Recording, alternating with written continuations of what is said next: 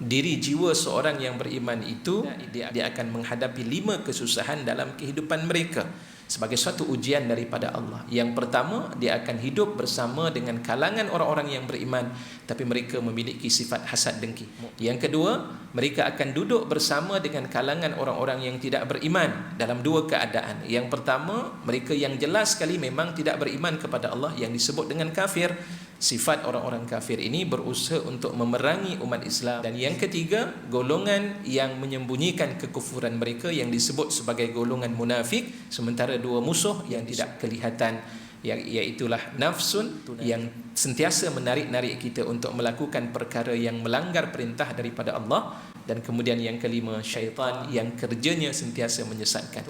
Jadi bila sebut sahaja orang yang beriman, dia akan ada cabaran dalam kehidupan di muka bumi Allah Subhanahu wa taala, ya. Apa di antaranya hadis riwayat daripada Imam Ahmad, ya, Rasulullah katakan diri jiwa seorang yang beriman itu dia akan menghadapi khamsah syada'id, dia akan menghadapi 5 kesusahan dalam kehidupan mereka. Nafsul mu'min baina khamsi syada'id, jiwa seorang yang beriman itu akan menghadapi 5 kesusahan dan kepayahan sebagai suatu ujian daripada Allah. Yang pertama, dia akan hidup bersama dengan kalangan orang-orang yang beriman tapi mereka memiliki sifat hasad dengki, mukminun yahsuduhu. Yang kedua, mereka akan duduk bersama dengan kalangan orang-orang yang tidak beriman dalam 2 keadaan. Yang pertama, mereka yang jelas sekali memang tidak beriman kepada Allah yang disebut dengan kafir.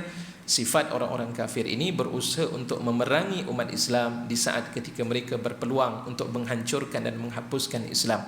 Dan yang ketiga, golongan yang menyembunyikan kekufuran mereka yang disebut sebagai golongan munafik. Munafikun yubghiduhu, dia akan mencari perkara-perkara yang boleh menimbulkan kebencian terhadap umat Islam itu sendiri.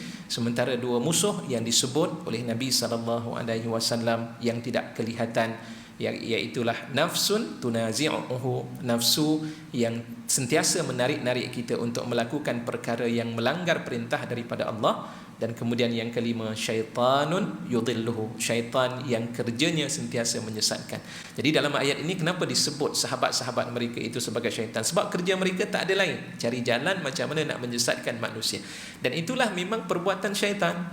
Syaitan kan berjanji kepada Allah Subhanahu wa taala semasa dibuang daripada syurga, iblis semasa dihalau daripada syurga ketika itu, maka apa kata daripada iblis? Rabbi anzirni ila yaumi yub'atsun, wahai Tuhan, tangguhkan aku sehinggalah sampai hari dibangkitkan.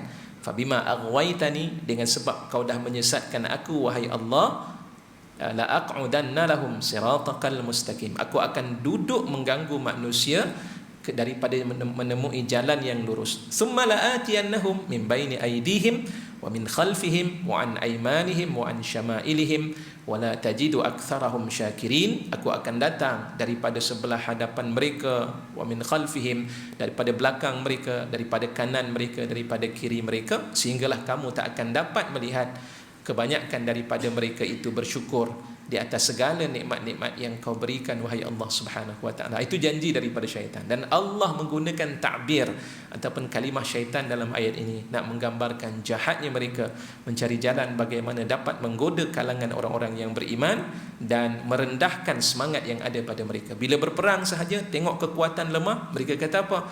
Innan nasa qad jama'u lakum fakhshawhum fazadahum imana. Sesungguhnya manusia, kau tak tengok ke manusia tu begitu ramai, senjata mereka canggih, kamu tak takutkah kepada mereka? Fakhshawhum, takutlah pada mereka. Tapi apa yang berlaku? Maka jawapan daripada orang-orang yang beriman, sahabat-sahabat Nabi berkata, hasbunallahu wa ni'mal wakil, cukuplah kami dengan Allah, Allah sebaik-baik wakil yang akan membantu dan menolongku. Lantas bertambahlah keimanan di kalangan orang-orang yang beriman ketika itu. Subhanallah, itu nak menunjukkan tentang betapa kuatnya iman yang ada pada sahabat-sahabat Nabi sallallahu alaihi wasallam.